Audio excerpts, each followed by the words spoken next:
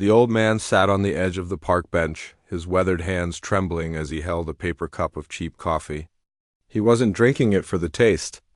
It was barely warm and bitter, but it gave him something to hold, something to focus on, something to keep him anchored in a world that had long forgotten him.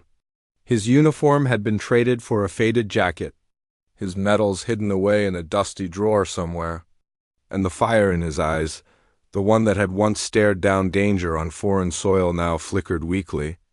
Almost extinguished, people walked past him in a blur, their faces lit by the glow of their phones, their ears plugged with headphones, their thoughts wrapped around their own busy lives. Not one person glanced his way. Not one person noticed the bent back, the scarred knuckles, or the way he sat with his shoulders squared as if still standing at attention even after all these years. He had fought for these very streets, for these very people, and yet no one remembered. No one cared, he whispered to himself, his voice gravelly and thin.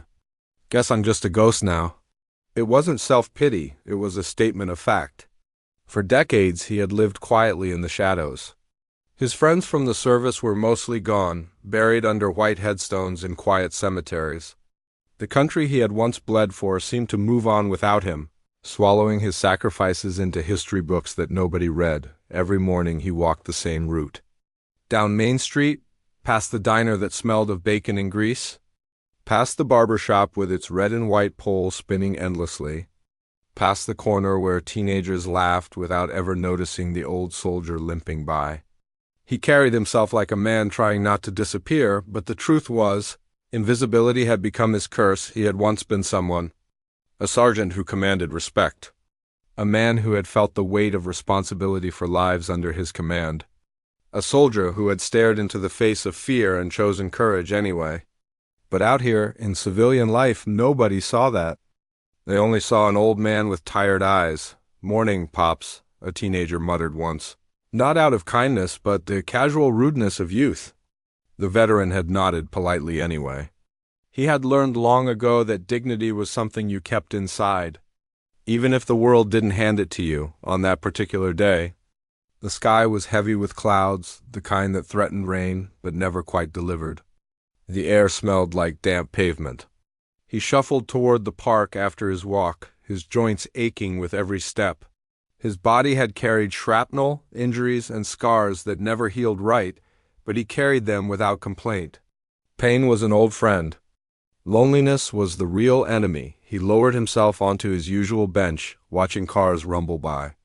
The sound of engines used to mean something to him, a memory of convoys, of helicopters slicing through air, of the ground shaking under artillery fire.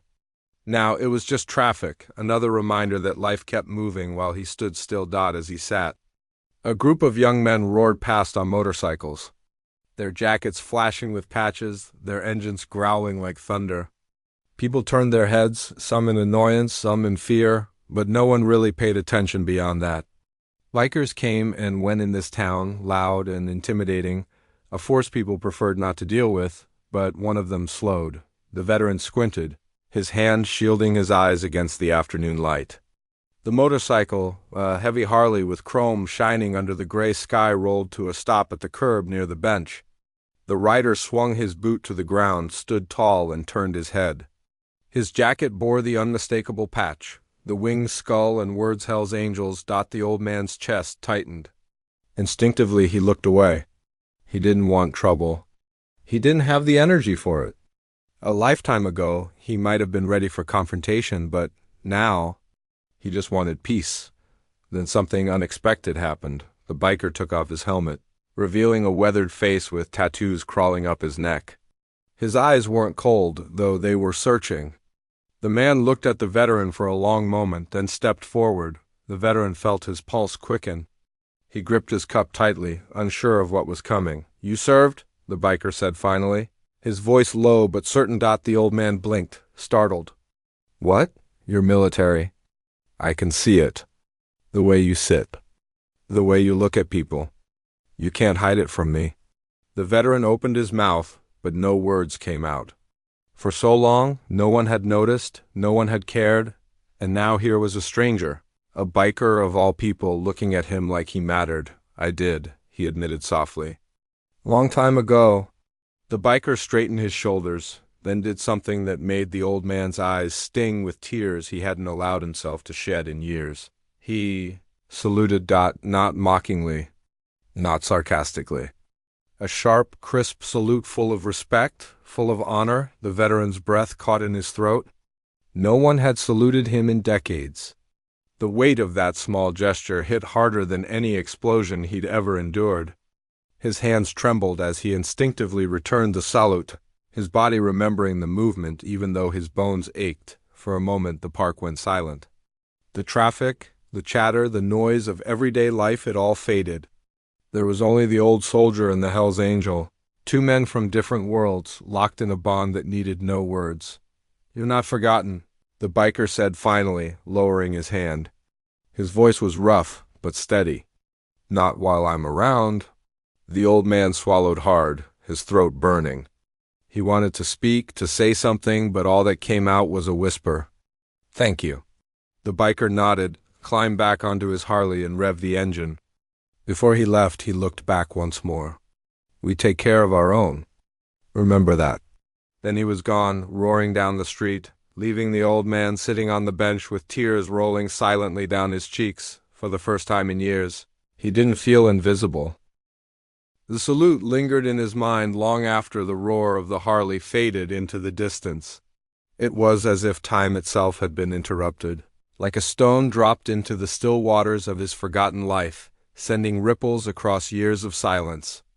The old veteran sat there, unmoving, his coffee growing colder in his hands. But inside something had shifted. He closed his eyes, and for the first time in years, memories came rushing back. Not the nightmares that used to haunt his sleep, not the screams and flashes of war, but the other moments. The ones he had buried because they hurt too much to remember. He saw himself as a young man again standing tall in pressed fatigues, his boots polished, his rifle slung across his shoulder. He remembered the scorching sun baking the sand under his feet, the deafening sound of helicopters chopping the sky, and the way his heart raced before the first mission. He remembered his brothers, the men he served with, laughing, cursing, singing old songs off-key to keep the fear at bay. They were more than soldiers. They were family. And then he remembered coming home. He had stepped off the plane expecting parades, banners, maybe even just a handshake. Instead, he was met with silence. The world he had fought for kept moving as though nothing had happened. People were too busy with their lives to notice the tired young man stepping off a transport plane with eyes that had seen too much at first. He tried to adjust. He went to school for a while, worked odd jobs, even tried starting a family, but the shadows followed him. The noise of fireworks would send him to the floor. Crowded places made his chest tighten. And the worst part, the absolute worst part, was that no one understood. "Just get over it," someone once told him when he mentioned the nightmares. "It's been years," another had shrugged, as if war had an expiration date. And so he stopped talking. He built a wall around himself, brick by brick, until the world couldn't get in anymore. He smiled when people expected him to, nodded when they spoke, but inside he was hollow. The years passed, one after another, blending together like a foggy blur. He watched friends drift away, relationships fall apart, opportunities slip through his fingers. And now, here he was, an old man on a park bench, forgotten by the world he once protected, but that salute, that biker, a man from a world most people crossed the street to avoid, had seen him. Not just seen him, but recognized him. Not for the wrinkles, not for the worn jacket, but for who he truly was. A soldier, a brother, a man who had given more than most people could ever imagine. The old veteran felt something stir in his chest, a spark, faint but real. It was pride, yes, but also grief. Grief for the years wasted in silence, grief for the brothers who never came home, grief for the boy he once was, lost somewhere in the chaos of war. As he sat there, the rain finally began to fall, gentle at first, then steady. He didn't move. He let the drops soak his jacket, roll down his face, mingling with the tears he didn't bother to hide. People rushed past with umbrellas, ducking into shops, annoyed by the weather. But the veteran, he welcomed it. The rain felt like a baptism, a washing away of the dust and silence that had clung to him for decades. He remembered a voice, a lieutenant he once served under, a tough man with a gentle heart. A soldier's worth isn't measured by who claps for him, he had said once around a campfire. It's measured by the brothers who would have given their lives for him. Don't ever forget that. The biker's salute had reminded him of that truth. He wasn't forgotten, not really. Not by the men he served with, not by the unseen bonds that still tied him to a brotherhood that transcended time, distance, and even death. Still, the world around him hadn't changed. People kept walking past. Cars honked. Life moved on. But the old man sat taller now, his spine straight, his chin lifted just slightly. He no longer felt like a ghost. He felt, if only for that moment, like a soldier again. Later that evening, he shuffled home to his small apartment. The walls were bare, save for one photo he kept on the mantel. A group of young men in uniform, arms around each other, smiling as if they were invincible. He hadn't looked at it closely in years, but tonight he did. He traced the faces with his finger, whispering each name softly as if calling roll one last time. When he reached the last face, his hand trembled. "You're still with me," he said aloud. And for the first time he believed it. He sat down at his old wooden table, pulled out a notepad, and began to write. At first, the words came slowly, awkwardly. But soon they poured out memories, stories, lessons, pain, and pride. He wrote not for himself, but for those who couldn't anymore. For the brothers buried under white stones, for the ones who never got to grow old and sit on park benches. Hours passed. The rain tapped against the window, the city lights glowing faintly through the mist. The veteran's hand cramped, his eyes blurred, but he didn't stop. He wrote until his heart felt lighter, until the weight he had carried alone for so long finally began to lift. He set down his pen, exhaled, and whispered, "Thank you." He wasn't speaking to the biker, though part of him was. He was speaking to the universe, to fate, to whatever force had put that Hell's Angel on that street at that exact moment. That single salute had broken years of silence, had reminded him that he mattered. The next morning, when he walked his usual route, he felt different. The aches in his joints were the same, the people around him just as distracted, but inside something had changed. He no longer looked at the ground as he walked. His eyes lifted, scanning faces, searching not for recognition, but for connection. At the diner, the waitress greeted him with the usual tired, "Coffee, hun?" But this time he smiled, a real smile, and answered, "Yes, please." "And thank you." She blinked, surprised at the warmth in his tone. It was small, almost invisible, but it was a start. For the first time in years, the old veteran didn't feel invisible. He felt seen, and that single, simple moment with a stranger, in a leather jacket and a skull patch, had lit the flame that had nearly gone out forever. The days that followed were different, though the world itself hadn't changed. The sidewalks were still crowded with strangers rushing past, the streets still filled with honking cars and impatient drivers, and the city still buzzed with its endless, indifferent rhythm. But inside the veteran, something had shifted. He carried himself taller, his eyes meeting others instead of drifting downward. The biker's salute echoed in his chest like a drumbeat. It wasn't just a gesture, it was a reminder, a call to arms in a battle of a different kind. For years he had been surrendering to invisibility, but now he felt the faintest pull of purpose. He wasn't done yet. On the third morning after the encounter, he returned to the park bench, his usual spot, the same cracked wood and peeling green paint. But instead of staring blankly at the traffic, he carried the notepad he had started writing in. He opened it, smoothed the wrinkled pages, and continued where he had left off. He didn't notice at first, but a boy on a skateboard slowed down nearby. The boy, maybe 12 or 13, watched him for a moment before asking shyly, "What you writing, mister?" The veteran looked up, startled. Kids rarely spoke to him. "Just memories," he said softly. "Cool, like a diary?" The boy asked, balancing on the edge of his skateboard. The old man chuckled, the sound foreign in his throat. "Something like that." The boy shrugged, then rolled away. But the veteran felt something stir, a sense that his words might matter. Not just to himself, but maybe to others. That afternoon he went to the diner. The waitress, the same one who always called him Hun, leaned on the counter. "You're smiling more lately," she said. "What's got into you?" The veteran hesitated, then answered honestly, "Someone reminded me I'm still here." She tilted her head, curiosity in her eyes. "That sounds like a story." And for the first time he told it. Not the full weight of his battles, not the horror, but the simple moment, an old soldier on a park bench, a biker stopping, and a salute that broke the silence of years. By the time he finished, her eyes were glistening. "That's beautiful," she whispered. "You should tell more people." That night he thought about her words. Tell more people. The idea scared him. He had spent decades in silence. But the biker had seen him, the boy had asked, the waitress had listened. Maybe the world wasn't as deaf as he thought. The next week he walked into the local community center. His hands trembled as he pushed open the door, the smell of polished wood and cleaning supplies filling his nose.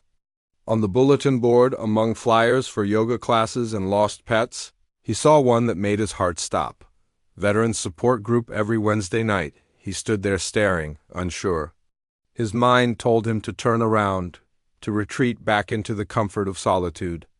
But his heart remembered the biker's words, "You're not forgotten." "Not while I'm around." That night he went. The room was small, folding chairs arranged in a circle. Men and women of different ages sat quietly, some staring at the floor, others fidgeting with their hands. The air was thick with unspoken pain. A man in his 50s broke the silence. "I'm Mike," he said simply. "Army, Iraq, nightmares don't stop." A woman followed. "Susan, Marines, lost my brother overseas. Haven't been able to talk about it. Until now." The veteran listened, his chest tight. When it was his turn, he cleared his throat. "Name's Frank," he said, his voice rough. "Served a long time ago. Thought nobody saw me anymore. Then a biker saluted me." The group laughed softly, kindly, not mocking understanding. Frank felt his throat tighten. He went on, words tumbling out. He spoke of silence, of years of being invisible, of the crushing weight of loneliness. He spoke of the photo on his mantel, the names he whispered at night. He spoke until his voice broke, and then he wept. And no one turned away. No one judged. One man put a hand on his shoulder. Susan nodded through her own tears. Mike leaned forward, his eyes steady. "You're not alone, brother," Mike said. Frank swallowed hard, wiping his face. For the first time, he believed it. From that night on, he kept coming back. Each week, he told a little more and listened a lot. He shared stories of battles won and friends lost.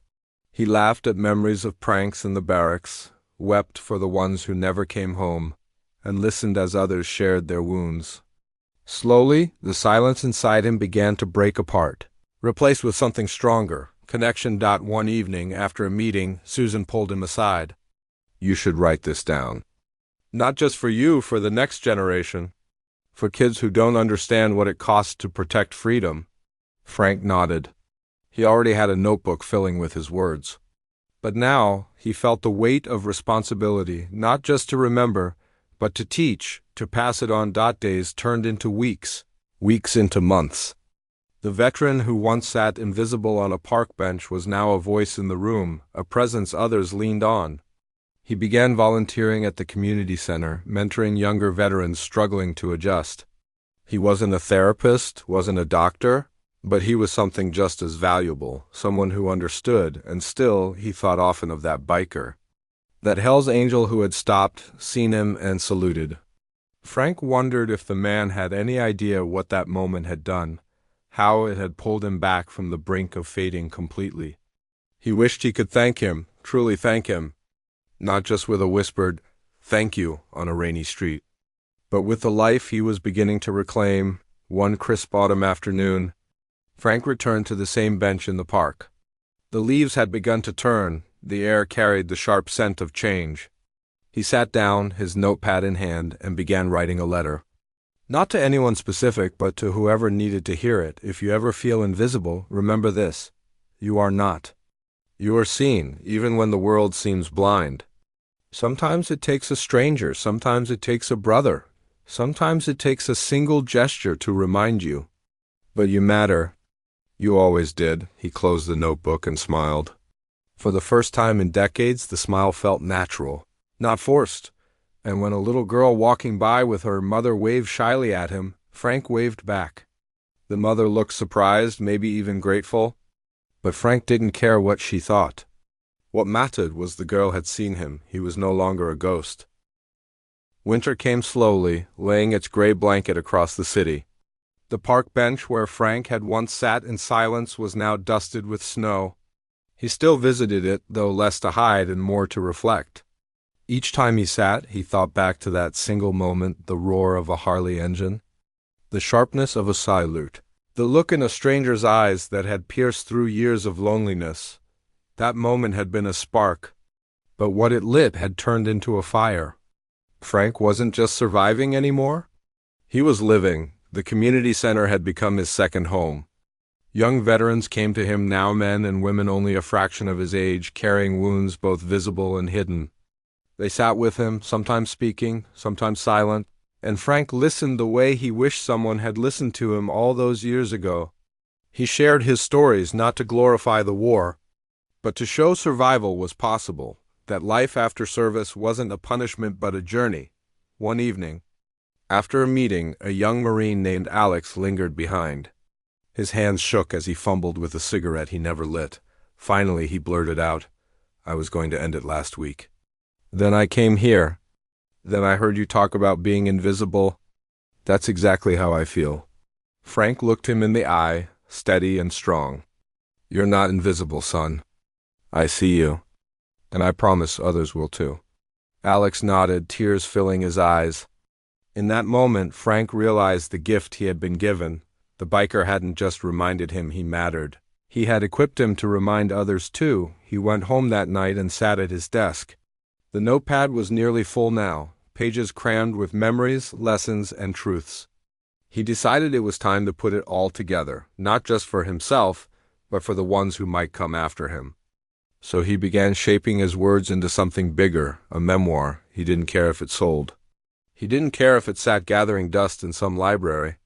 What mattered was that his story would live on, that future soldiers, future generations, would know what it felt like to serve, to come home, to fight a different kind of war in silence, and to rise again, months later. On a bright spring afternoon, Frank sat at the diner, sipping coffee when the door jingled. A group of bikers walked in, their leather vests covered in patches, their presence filling the small room like a storm. Heads turned, conversations stopped. Frank's heart skipped. He saw the familiar emblem, the winged skull. His breath caught in his chest. Could it be him? One of the men noticed Frank staring. He nudged another, whispered something, and the group parted slightly. And then, yes, it was him. The biker who had stopped on that rainy day. The man who had changed everything with one salute. Their eyes met across the diner. For a long moment, neither moved. Then the biker walked forward, boots heavy against the tile floor. "Didn't think I'd see you again?" the biker said, his voice rough but warm. Frank's throat tightened. "You changed my life?" he said simply. The biker chuckled, shaking his head. "All I did was salute." "No," Frank replied firmly. "You reminded me I still mattered. You reminded me I wasn't invisible. You gave me back something I thought I'd lost forever myself." The biker's tough expression softened. For a moment his eyes glistened. He nodded once slowly, with the solemn respect only a warrior could give another. Then, right there in the middle of the diner, surrounded by people who didn't understand, he saluted again. Frank stood, his body old and aching, but his movement crisp, sharp, filled with dignity. He returned the salute. And this time, it wasn't just for himself, it was for every soldier who had ever felt forgotten, for every veteran who sat alone in silence, for every invisible hero waiting for someone to see them. The room went quiet. The waitress stopped pouring coffee. The chatter hushed. For just a moment, the entire diner was wrapped in reverence, caught in the gravity of two men saluting one another. When they lowered their hands, the biker leaned in and said, "You keep standing tall, brother." The world needs men like you to remind them. Frank smiled, a tear rolling down his cheek. And the world needs men like you to remind us we're not alone. The biker clapped him on the shoulder and walked back to his group. They left as suddenly as they came, their engines rumbling like thunder down the street. Frank sat back down, his heart pounding, his soul alight. He realized then that life was not about being remembered by crowds or celebrated with parades. It was about the quiet, powerful moments when one soul sees another and says, "You matter. You're not forgotten." That was the moral. The truth he carried from that day forward. It only takes one gesture, one word, one act of recognition to save a life. And so, to anyone listening, to anyone watching this story unfold, let this be the reminder. See the people around you. The veterans, the quiet souls, the ones who sit on benches and walk unnoticed through crowded streets. They are not invisible. They are warriors, survivors, human beings with stories worth hearing. A smile, a handshake, a word of thanks, even a salute, it can change everything. Frank lived the rest of his days not as a ghost, but as a storyteller, a mentor, a man who found his purpose again. All because one stranger in a leather jacket, feared by many, chose to stop and see him. And now, it's your turn. If this story touched you, don't just let it pass. Honor it, share it. Think about the invisible people in your life who might be waiting for someone to notice them. And if you believe in stories like Frank's stories of resilience, respect, and humanity, then please take a moment to like this video, leave a comment with your thoughts, and subscribe to this channel. Not just for us, but to keep these stories alive, because sometimes it only takes one small act of recognition to change a life. And maybe you can be that act for someone else.